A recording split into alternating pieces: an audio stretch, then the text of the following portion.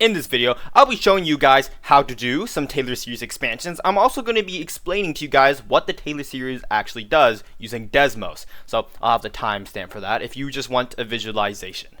Now, this is the general formula for Taylor series. And for those of you that don't understand the notation that well, this might look cryptic, alright? But I'll explain each part to you with an example. So, what does a Taylor series actually do first? It basically uses this summation formula to not necessarily approximate, right, but nearly get your function exactly, especially if you're going on to infinity. And this function that you're approximating is simply just f of x. All right, and all these rest of these inputs, I will explain in the video. So, how do you actually write a Taylor series expansion first, right? Let's use the example of e to the x. It's pretty easy, a pretty simple equation. So, let's go ahead and use e to the x. So, let's write that up here. F of x is equal to e to the x. And let's go ahead and write the Taylor series expansion using this summation formula. Keep in mind this is a power series with the variable x, okay? So, the first things first, n starts off at 0. Right? So first thing you have x minus a to the power of 0 times f of n. So this just means your order of derivative. If you have f2a, right, within parentheses, this means the second order derivative. If you have, let's say, 3, this is the third order derivative. If you have 1 here, first order, 0 is just the original function. So what are you actually doing here?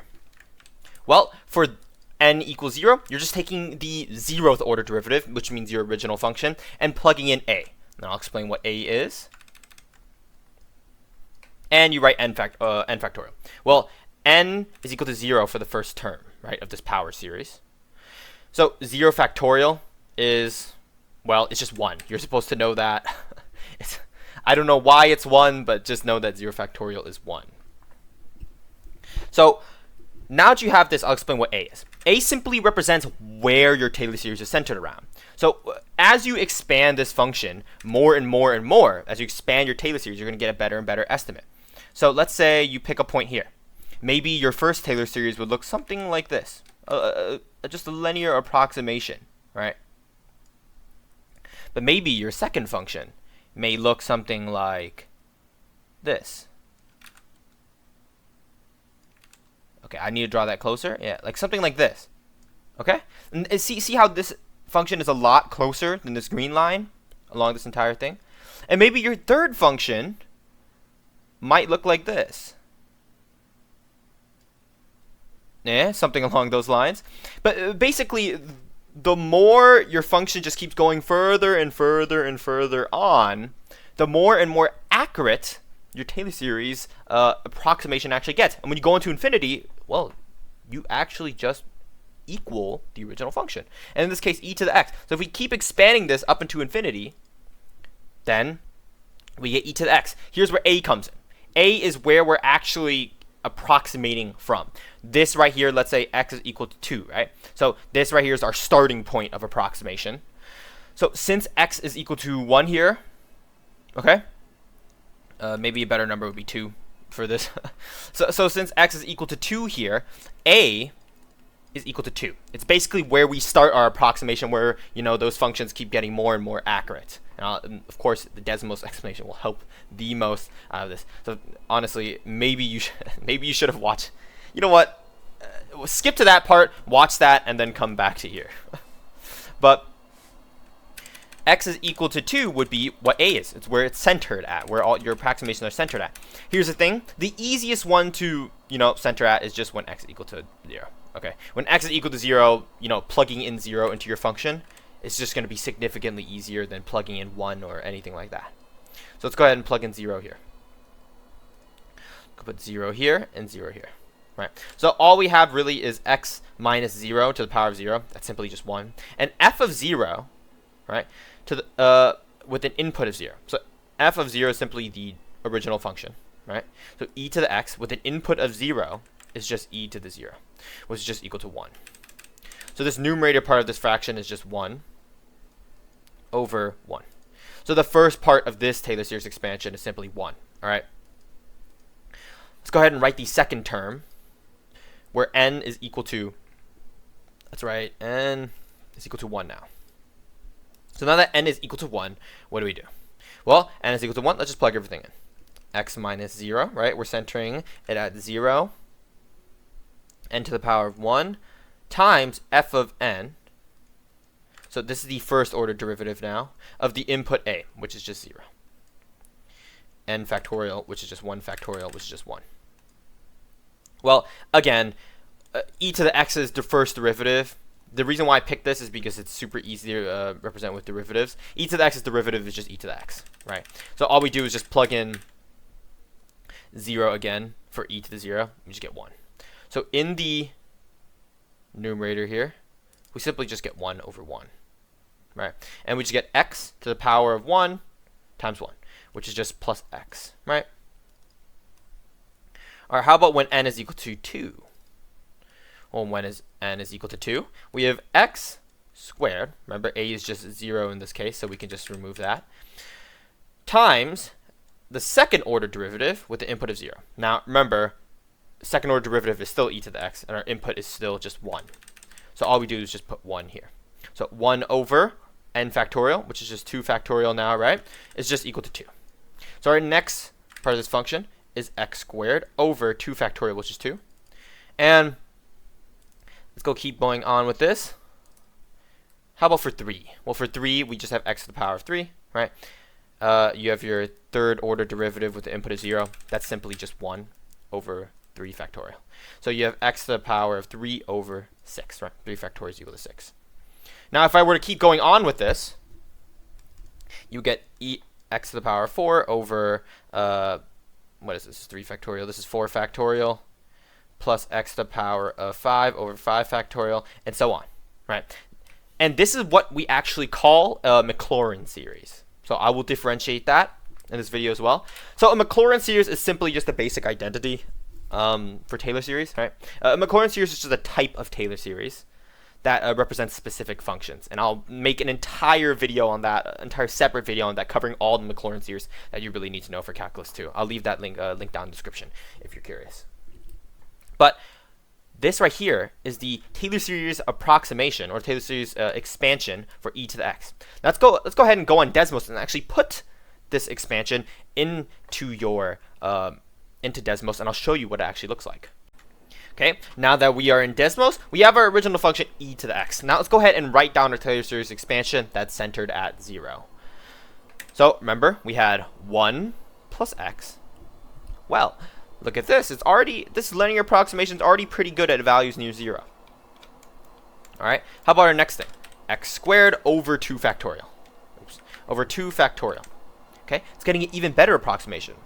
Right? This parabola is kind of stretching out more along your e to the x function. How about the next one? 3 factorial plus x to the 4th. Oops, that's the capital. X to the 4th over 4 factorial. All right, it's getting even better. Like your orange line is basically intersecting with most of the function near 0 at this point. If I just keep doing this over and over and over, right, you just get better and better approximations. So let's keep doing this. Let's do this up to the maybe 8th order. Yeah, and it's just getting better and better and better. And then if you actually, and maybe the pattern you're already seeing this, if you just keep on, expanding this more and more and more. Look at this. This orange line basically intersects with your e to the x function at this point, up in the higher exponential parts of this. Yeah, basically you get the point. If you just keep doing this on and on to infinity, your power function, your Taylor series, will just keep stretching further and further along e to the x. If you do this up into infinity, it will simply just equal e to the x. Now, if we centered this at a different point, then the inputs would be different, right? Your Taylor series would look different. Your general formula still holds true, and I will, I'll do an example problem for you guys as well related to that. But I'd honestly, if you want to do any approximation, I honestly would just recommend picking 0 for where your Taylor series is centered at.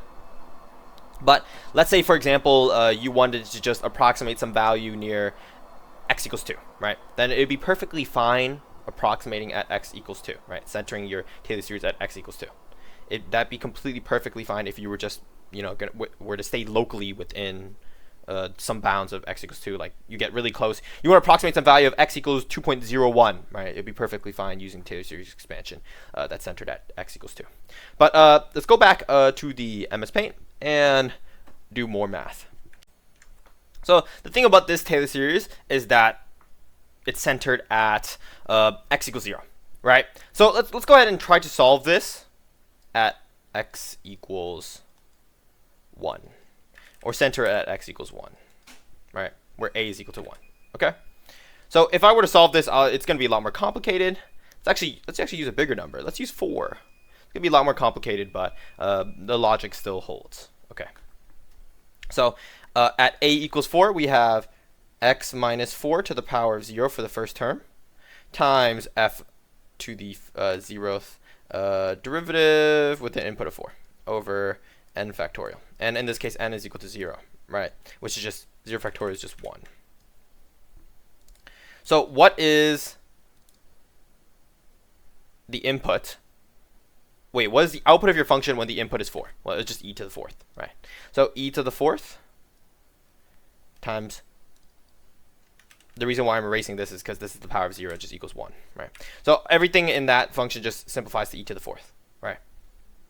So that's the first term of your Taylor series expansion. How about for the second term, n is equal to 1? Right. So x minus 4 to the power of 1 times e to the 4th over 1 factorial. Right. I got this e to the 4th because, well, no matter what derivative you take of e to the x, you'll get the same function. And if you put in the same input for the same function, you'll get the same output. So this is e to the 4th over 1 factorial, which is just 1. This is simply e to the 4th times 4 minus x minus 4. If I were to keep going along with this pattern, your Taylor series would eventually end up looking like this: e to the 4th to the power over 2 x minus 4 squared. And let's erase this. Plus e to the 4th over 6 x minus 4 cubed, dot, dot, dot. All right, let's go ahead and show you this in Desmos, what the centered actually looks like. So what I have here is just a bunch of the Taylor series expansions. They just get increasingly more accurate as I go down this list. And I just wanted to show you how that looked like. That's why I typed it all beforehand. So right here we have e to the 4th power, right? And this is currently centered at 4, right? So the x value of this is 4. So this is where we start our approximation. So if we go into the next function, we can already tell that it's already pretty accurate around this 4. But as we keep increasing our Taylor series terms, right? As we keep increasing n in the Taylor series, basically you just get more and more accurate from the x value 4. So right here we started at like maybe here, right? We started at here, and from this point you're just getting more and more accurate, and you're just stretching out more and more. This is the white function. Right, just keep getting more and more and more accurate. See how this function gets lower and lower and lower and lower, and it's doing the same thing at the upper portions of this function that I'm not showing you. But basically, where your function is centered at, where your Taylor series is centered at, is I guess the point that your accuracy is expanding from. So the further you get from 4, right, where your Taylor series is centered at, the further you get from 4, the less accurate your Taylor series will expansion approximation will become, basically. So wherever your point is centered at, make sure you just plug in the points for your Taylor series. But if your Taylor series goes on infinity, it just equals your function, right? But I guess the practical uses of the Taylor series aren't going to make it go to infinity. Your computer will run out of storage space very fast. But a Taylor series is pretty useful for calculators. How computers run certain mathematical operations, and some of them use Taylor series. So it's a pretty useful tool that is a very applicable to engineering and physics. So for this Taylor series, we needed to approximate up to the 5th term. So we need to write the 5th term of your Taylor series, and your Taylor series center at 0. What's actually helpful for this is if we write down all the function's inputs up to the 5th term. So f of triple integral, this is the 4th order integral, derivative. And this right here will help us actually solve, since these are the values that we actually, solving these beforehand will actually help us solve Taylor series, because that's the values that are going to be up on this part of your Taylor series. So first we need to find, the derivatives, right? So the first order derivative of this, the 0th order derivative is just the original function. It looks like this. The next guy, the first order derivative, looks like this. Next guy looks like this. Next guy looks like this. And next guy looks like this. So if you plug in 0 into all of these functions, you end up getting 1, 1, 2, 6, and 24. So these are all the functions ordered derivatives with inputs of 0. All right, now that we got that out the way, we can actually write down the Taylor series now. So first term of your Taylor series is n is equal to 0, right? So when n is equal to 0, you simply have x minus a, and in this case a is equal to 0. So we can actually just eliminate that. So we have x to the power of n, and the first term is just x to the power of 0. So it's just equal to 1. All right, and this part right here was determined to be 1, right? Since that's our 0th order derivative with an input of 0, which is 1 over 1. So 0 factorial is 1. That's how we got the 1 in the denominator. So the first term of this Taylor series expansion is just 1. All right, the next term is just x. So if we have, let's say, x to the power of 1 with your first order derivative with the input of 0 over 1 factorial. And all we get here is just x times 1 over 1, right? Our first order derivative's input of 0 is equal to 1. So you just get 1 over 1 on this right side. All right, next thing is x squared. Okay. So if we plug in n is equal to 2, right, we would get x to the power of 2 times the second order derivative's input of 0 times 2 factorial. Well, the second order derivative, the input of 0, is simply 2. So we just have 2 over 2 factorial, which is just 2 over 2, right? So this cancels out again. You have x squared. And hopefully you see the pattern by now. But this pattern just continues on, where this guy right here cancels with the factorial, so you just get 1. So really, this is what your Taylor series expansion looks like. Now keep in mind, for this specific function, since it's asymptotal, your Taylor series will only give you a value to the left of x equals 1. So basically this Taylor series, this power series, only converges when x is less than 1. Right? Since there's a vertical asymptote at x equals 1, this Taylor series only approximates to the left of that vertical asymptote. Now, if you were to send your function at anything past 1, that's a completely different story. Okay, so if you were to center your function at, 2, right? That's past the vertical asymptote. This is to the right of the vertical asymptote. So then now your series will actually be able to approximate any value to the right of the vertical asymptote, but it can't approximate anything to the left. But that's besides the point. If we just keep doing this, you just get this right? X to the power of n, basically. So this guy right here is a Taylor series expansion of 1 over 1 minus x centered at 0. Now, the Taylor series really isn't that hard. As long as you follow the general formula and you understand it very well, which hopefully this video allowed you to do, all your problems, I don't think you guys should have any problem with it. It's really nothing that's too difficult to wrap your head around. It's not very conceptual. So, as always, if you have any questions, put it on in the comment section. And if you found this video helpful, consider subscribing and liking the video. Thank you for watching.